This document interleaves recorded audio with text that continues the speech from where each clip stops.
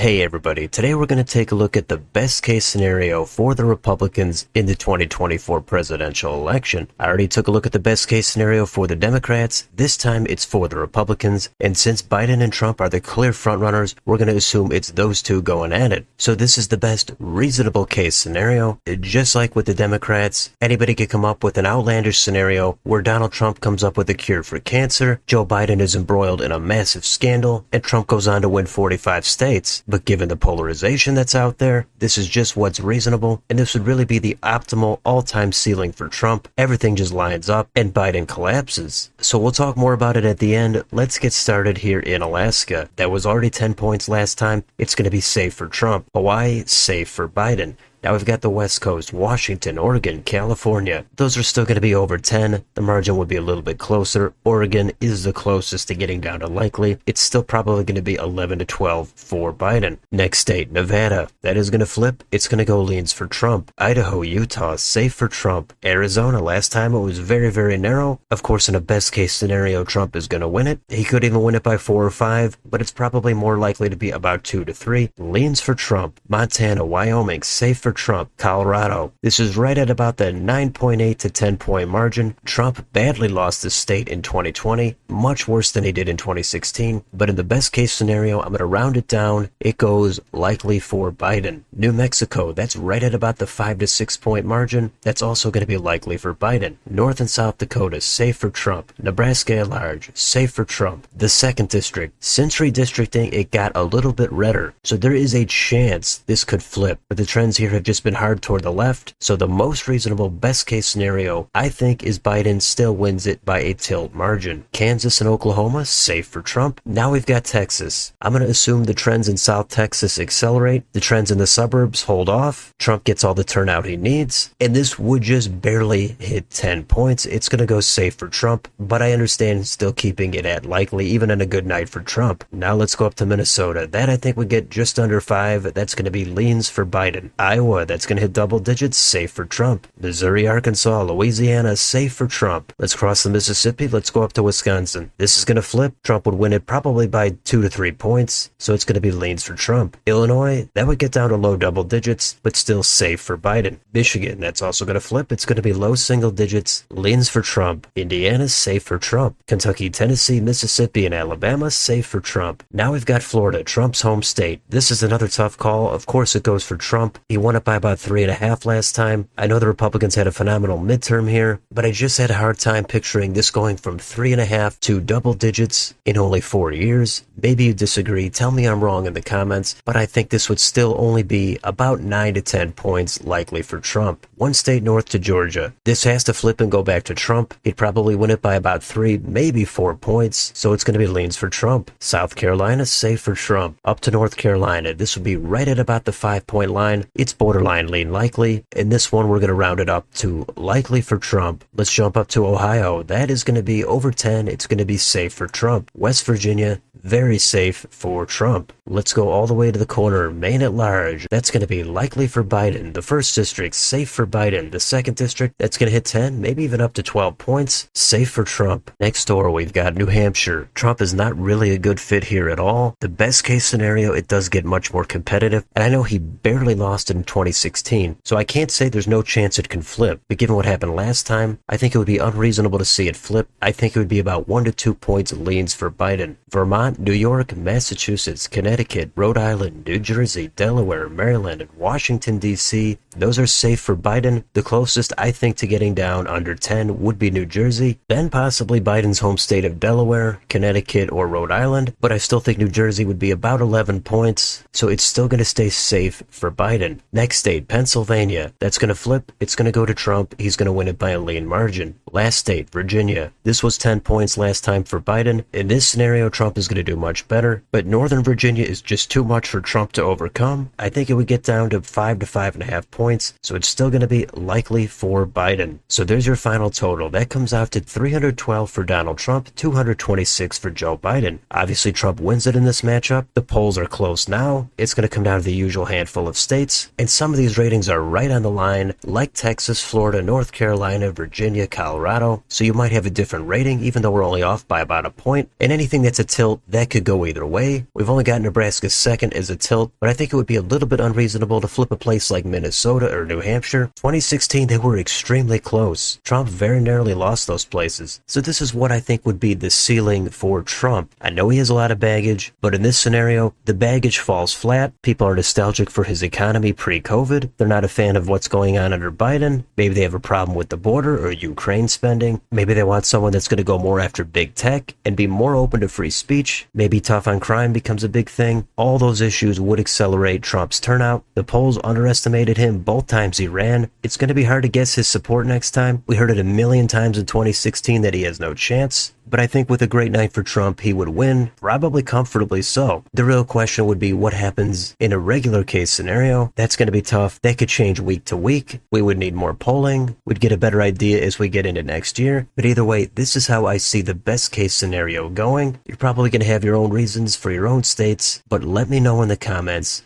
Do you mostly agree with this map, or did I somehow get it completely wrong? Let me know down below. On your way out, don't forget to like, share, and subscribe. Hit the bell for notifications. Join the channel if you'd like to support it. Thanks for watching, and I'll see you on the next video.